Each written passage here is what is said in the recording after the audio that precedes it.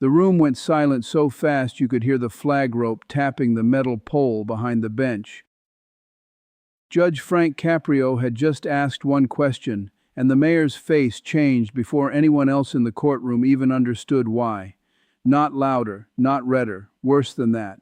It was the look of a man whose anger had carried him one step too far, and who suddenly realized there were documents in the room he had hoped nobody would ever connect. "Mr. Mayor," Caprio said, calm enough to make the tension feel surgical, "if this citation campaign was really about public safety, why did it begin 3 days after your brother lost that redevelopment vote?" That was the moment the air left the room. A clerk stopped typing. A police lieutenant near the rail looked down at his own shoes. And the mayor, who had stormed into municipal court like it was a press conference he could dominate, stood there with one hand flat on the prosecution table, jaw tight, eyes fixed on the judge, as if outrage alone could reverse what had just happened. Because 10 minutes earlier, this looked like a minor dispute over parking enforcement and city authority. The mayor wanted a ruling to validate a crackdown. He expected deference, maybe even applause. Instead, one question suggested something far uglier, that the city's own power had been used to settle a private grudge. And once that possibility entered the room, nothing about the case stayed small. What followed was not a disagreement. It was the slow, public destruction of a man who had confused office with ownership and authority with immunity. By the end, the court wasn't just looking at tickets or ordinances. It was staring at retaliation, selective enforcement, procurement pressure, and a pattern so precise it stopped feeling political and started looking evidentiary. If you appreciate stories where power finally meets consequences, stay with me. Because what happened next turned one defensive hearing into a full institutional reckoning. The mayor had arrived that morning with cameras outside, staff packed into the back row, and a statement already drafted. He was 58, a third-term executive with a polished voice, expensive suits, and the practiced impatience of a man used to cutting off anyone beneath him. He had built his brand on restoring order in the city. Cedar Hall, population just under 190,000, had heard that phrase for years. It sounded disciplined on television. On the inside, city employees described something else: pressure, loyalty tests, quiet punishments. The official case was simple on paper. 37 citations had been issued over 6 weeks to businesses on one downtown corridor. Fire lane obstruction, signage violations, permit irregularities, outdoor seating encroachment. Most were clustered on Mercer Avenue, a strip of family-run shops that had survived shutdowns, inflation, and a brutal construction project that already strangled foot traffic. The city said the corridor had become unsafe. The business owners said they were being hunted. At the center of it was a widow named Elena Marrero, 62 years old, owner of a small cafe called Blue Harbor. Her late husband had opened it in 1998. She had received 5 citations in 9 days, including one for a chalkboard sign she had used for nearly a decade without incident, another for a flower planter the city itself had approved during a streetscape pilot program 2 summers earlier. Each fine was just small enough to look administrative. Together with fees and compliance deadlines, they threatened to bury her. When she came to court, she didn't ask for sympathy. She brought folders, photos, permit copies, a handwritten timeline, and one detail that kept bothering Caprio from the start. Nearly every business ticketed on Mercer Avenue had one thing in common. They had publicly backed the Riverfront Commons redevelopment proposal that the mayor's allies failed to control at a zoning board meeting in March. That should have been a coincidence. It wasn't. Caprio did what experienced judges do when politics starts leaking into supposedly routine process. He stopped listening to rhetoric and followed sequence: dates, signatures, internal routing. Which office initiated what and when? The mayor kept interrupting, insisting this was an executive safety initiative tied to pedestrian complaints and emergency access standards. He said the city had every right to enforce the code. On that narrow point, he was correct. Cities do. Judges know that. The problem was proof. Because the enforcement logs didn't show a citywide safety operation, they showed concentration. Mercer Avenue received nearly triple the compliance checks of comparable districts between April 7 and May 19th. 12 businesses were cited. 11 had either donated to, spoken for, or hosted meetings in support of the redevelopment proposal that bypassed the mayor's preferred contractor network. Then investigators found the detail that changed everything. Not a speech, not a rumor, an email. It had been produced in discovery only after the city law department was pressed on internal correspondence.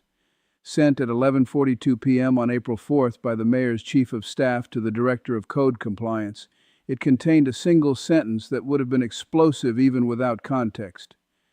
The Mercer people need to feel that March had consequences. No one in the room needed that interpreted for them. The mayor tried immediately. He said it referred to budget consequences, staffing reallocations, political realities. But then Caprio asked to see the full thread. Attached beneath it was a forwarded message from the mayor himself, written 40 minutes earlier. Start with fire lanes, signage, occupancy, use everything, no warnings. That was when the story stopped being ordinary. The courtroom, which had begun the morning with the sleepy rhythm of municipal filings, took on the atmosphere of a place where reputations die in real time. The mayor's lawyer rose to object, too late. The clerk had already marked the exhibit. The business owners in the gallery weren't celebrating. They were stunned, because what they had suspected in whispers was now sitting on the record in black and white. And Caprio still wasn't finished. He asked the code director why long-standing violations in 2 neighboring districts had been left untouched. The answer came haltingly. Resource prioritization. Then Caprio asked who set that priority. The code director glanced toward the mayor before answering. Wrong move. Everyone saw it. Next came the parking authority data, then towing authorizations, then a procurement memo showing the city had accelerated sidewalk barricade placement specifically on Mercer during peak lunch hours, reducing business access while the violation campaign was underway. One owner lost 41% of weekly revenue in less than a month. Another laid off 3 employees. Elena Marrero had taken out a short-term loan to keep vendors paid. All while City Hall told cameras the crackdown was about safety. If cases like this make you think, let me know in the comments, because this is the part where arrogance usually bets on confusion, but precision beats confusion every time. By midday, Caprio requested the State Inspector General be notified of possible retaliatory misuse of municipal enforcement. He referred questions of criminal intent, conspiracy, and records preservation to the appropriate agencies. That alone was devastating. Judges do not casually widen the frame. When they do, it means the smoke has a source. The mayor, sensing the floor sliding out beneath him, made the mistake that finished him. He exploded. He pointed at Elena, called the business owners operators, said the court was turning governance into theater, and when Caprio instructed him to lower his voice, the mayor snapped back with the kind of line powerful men say when they've forgotten the room no longer belongs to them. You sit there and play grandfather to deadbeats, he said, while I run this city. The silence after that was heavier than the shouting. Caprio leaned back, hands folded, expression unchanged. But his next words were devastating because they were not emotional. They were clean. No, Mr. Mayor, he said, you occupy an office. You do not own the people beneath it. And you certainly do not weaponize that office against citizens for disagreeing with your family's financial interests. Family's financial interests. There it was. The hidden center of the whole case. The failed redevelopment vote had blocked a mixed-use riverfront project tied to a consortium that included the mayor's brother's firm as a subcontracting partner. If the Mercer Avenue Coalition had not organized public opposition, the vote likely would have gone the other way. The citations did not begin because the street became dangerous. They began because the street became inconvenient. What looked like ego was now motive. What looked like policy was now retaliation. What looked like routine enforcement was now pattern. From there, collapse came fast. The court vacated the contested citations pending full review. A temporary restraining order halted further targeted enforcement on Mercer Avenue. The city law department, now openly distancing itself from the mayor's office, announced an internal records hold. By that evening, the State Ethics Commission confirmed it had received a formal referral. 48 hours later, the Inspector General's office issued subpoenas for emails, call logs, and contractor communications. Within a week, 2 senior staff members were placed on administrative leave. The code director resigned. The chief of staff retained counsel. And the mayor? He tried television first. He said the hearing had been politicized. He said unelected actors were undermining public safety. He said there had been no personal benefit, no retaliatory order, no corruption. Then more records surfaced. A private dinner calendar entry, a developer text chain, a draft donor memo describing Mercer Avenue merchants as an obstacle cluster. Each new document narrowed his room to breathe. 3 months later, facing a recall effort, a criminal inquiry, and vanishing support from the council members who had once echoed his every line, he announced he would not seek another term. He used the language all collapsing officials use. Distraction, family, service, moving forward. None of it worked. The public had already seen the moment that mattered, not the press release, not the spin, the look on his face when one precise question connected power to motive in a courtroom full of witnesses. Elena Marrero kept her cafe. Other businesses reopened outdoor seating. The city adopted a written anti-retaliation review process for code enforcement.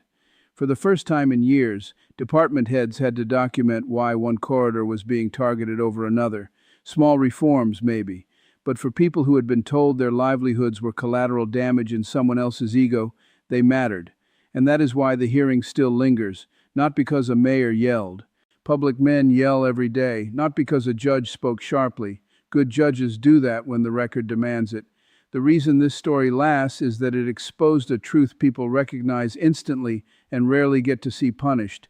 The moment authority stops serving the public and starts serving wounded pride, it begins to rot from the inside. In the end, the loudest man in the room lost to the quietest one. He came in expecting submission. He left under scrutiny. He came in defending citations. He walked out dragging a referral. He came in wearing the city like armor. He learned in front of everyone that office is not armor at all when the facts turn around and face you. And maybe that is the image that stays with people. Not the shouting, not the cameras outside. Just a courtroom gone still, a judge asking one disciplined question, and a man with power realizing too late that the truth had finally learned his address. If you believe no one is above accountability, that is the line worth remembering, because institutions only mean something when, once in a while, they do the hardest thing of all. They tell the powerful no.